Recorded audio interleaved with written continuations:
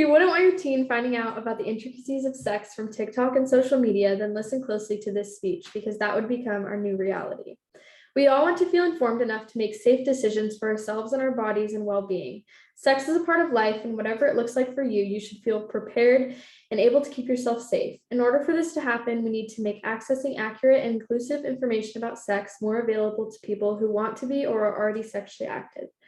This is what comprehensive sex education curriculum aims to achieve: a safe, comfortable space to educate people of all backgrounds and orientations on safe sexual practices while ending the correlation of sex and shame. The right to accurate and inclusive information regarding safe sex is something we are all entitled to and can make all the difference in the health and well-being of anyone. The myths have been busted. Stats show a more inclusive sex ed actually delays the time a teen first has sex. It actively reduces STD and STI rates in couples of all sexualities. Teaching about contraception does not equate to more sexual activity, but it reduces the risk of unwanted pregnancies and sexually transmitted diseases tremendously. This form of inclusive sex education fosters a safe space for people to get accurate and relevant information. It allows for open conversation and comfortable dialogue about sex rather than a shameful guilt trip. It is everyone's undeniable right to access reliable information. You may be totally open to this idea, but I want to give you the facts so you can feel more confident that this is the correct approach. My experience with sex education was seriously lacking, and I witnessed the result of this firsthand. Peers my age have very limited knowledge on the norms of safe sex, and this lack of knowledge forces people to seek out information through risky experience or unreliable sources. Due to my own lack of education on this topic, I have done multiple presentations and taken classes on this issue in the past. If you have met someone who has experienced any kind of sexual assault or harassment, this could be due to a lack of information on consent in healthy relationships that both the victim and assaulter embody. All important information covered in a comprehensive sex ed class. I will be discussing why abstinence-only education is problematic and ultimately ineffective in teaching safe sex practices. I will cover the key components of comprehensive sex education. And lastly, I will debunk myths surrounding inclusive sex ed and the many reasons why this form of education is beneficial to teens seeking accurate information about sex. 1, abstinence-only education does not work, and here's why. Abstinence-only education until marriage or the AOUM programs have shown to not delay the time people engage in sexual activity. It increases risky practices of sex and unwanted pregnancies. Young people who express intentions to wait until marriage to have sex have the same rates of premarital sex, STIs, and anal and oral sex as their peers do not take pledges. They are also less likely to use contraceptives and are at higher risk for HPV and have higher rates of non-marital pregnancy compared to those who never pledged abstinence, as explained in a fact sheet from 2021 by Guttmacher Institute, a pro-choice research organization. It creates a shameful image of sex and excludes education for people in the LGBTQ+ community. While abstinence-only education not only fails to mention LGBTQ+ relationships quite often or sexual experiences, but it oftentimes causes LGBTQ+ students to feel ashamed and targeted for their sexuality or orientation altogether.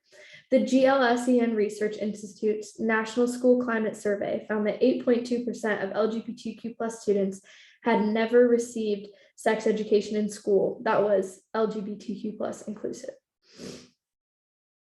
When certain gender or sexuality norms, such as the stereotypes between men and women's sexual encounters, are the standard or example when learning about sex and relationships, opening up that conversation to a spectrum of sexualities and orientations has shown to be significantly more successful in teaching about inclusive information on sex. The picture below shows a Planned Parenthood presentation on the importance of the LGBTQ+ education, and it shows the 5 states of all 50 that require education to be more inclusive. So the states being California, Colorado, New Jersey, Oregon, Rhode Island, and Washington. After hearing the downfalls of the form of education we have been subjecting students to for decades, I will talk about the alternatives that have proven to instill more safe sex practices when taught correctly. The key components of sex education. Sex should be a positive and safe experience and taught in a way that ensures that for everyone. The Society of Adolescent for Health and Medicine, in a position paper from 2017, states, comprehensive sexuality education includes scientifically accurate information about human development, anatomy, and reproductive health, as well as information about contraception, childbirth, and sexually transmitted infections, including HIV, as described by an article written by the United Nations Populations Fund aimed to educate people on the importance of this information.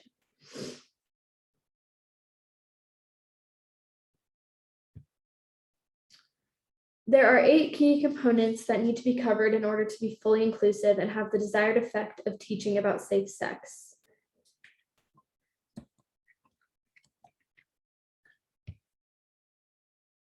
This picture from the United Population Fund lists the 8 main criteria for an accurate comprehensive sex ed class.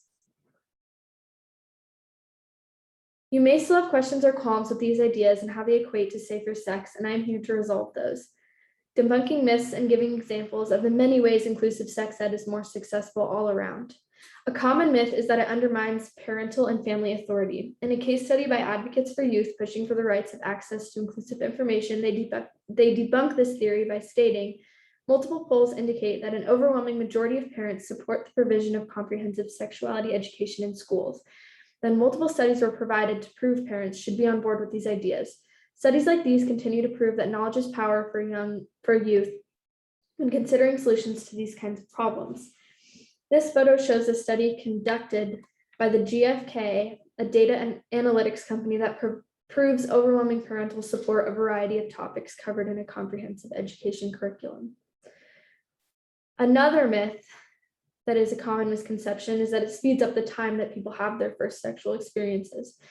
A PDF article by Advocates for Youth, a nonprofit organization dedicated to comprehensive sex education, says rigorous evaluations of comprehensive sexuality programs have shown that these programs can help young people delay sexual initiation. For those who have already had sex, these programs have shown to be effective in reducing the frequency of sexual intercourse, the number of partners, and in helping young youth use condoms and contraception more consistently. The final myth is that it over-sexualizes people. As I stated before, it generally causes young people to refrain from engaging in sexual activity, as well as encouraging students to be aware of the number of partners they are with and being aware of the partner's sexual health and communicating STD status and contraception. In conclusion, our rights to accurate and inclusive information on sex are being stripped. We are taught from a young age that with sex comes shame and the stigma that there is one correct way to have sex.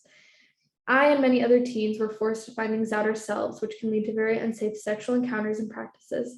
Sex is human nature, and we deserve to be taught about it in a way free from shame and guilt.